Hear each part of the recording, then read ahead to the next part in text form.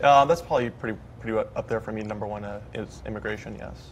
What are your thoughts? My thoughts are more of we shouldn't have, just allow everyone to just open the gates and just come in here.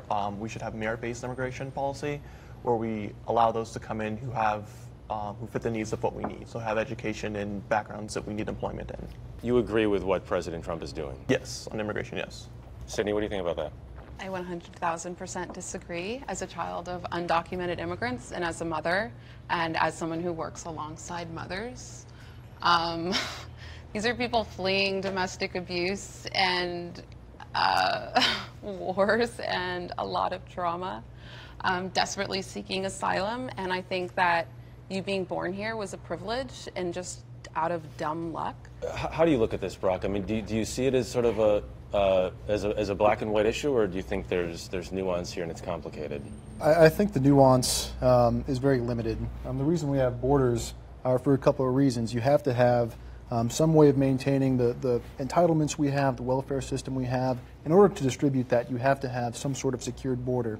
So when you have folks that are coming in illegally, in certain cases, I think that when it's asylum, that can be a separate issue. But when it's folks that are coming through that are not seeking asylum, at some point we have to say there's a process for you to come through. It's in place so that we can all experience the great things that America has to offer, but that process is important. But what if you're trying to go in at a legal point of entry and you're still being turned away? Certainly. Again, I think that with asylum, that's one thing where you want to go through due process. We want to determine, is your case valid? Do you have all your ducks in a row as far as what you need to come to America?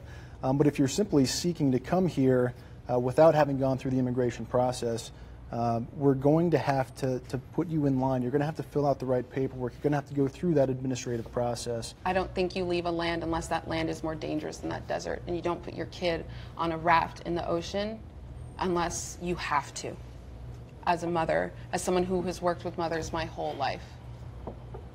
No, mothers don't do that. The one thing that disturbs me is there are a lot of people from all around the world that are in line and waiting to come in here.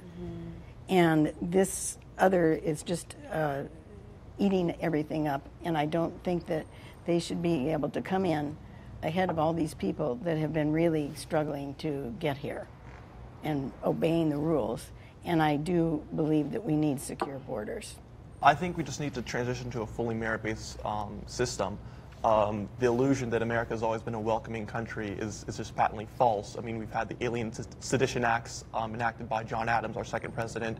We've had the Chinese Exclusion Act. We've had quotas from different countries. Statue of Liberty, going back to that was donated to us by France. It sat in storage for a very long time, and it wasn't even it wasn't installed by the public. It was actually installed by a private citizen.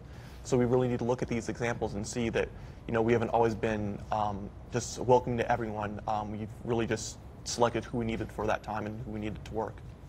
I look at it like if I'm living on 105th Street and they shooting all the time, and my kids want to be out on the outside playing, I got to get them off that street. For you in that case, I don't care what the rules are. I'm taking my kids somewhere. I got to take my kids away from 105th Street and go to 112th Street because they're not shooting over there. Is there a right balance here between compassion and order? Can we get there, do you think? I think we need to start with compassion. Now perhaps the bigger question, and this we'll probably end on this. What happens in 2020? Oh, God.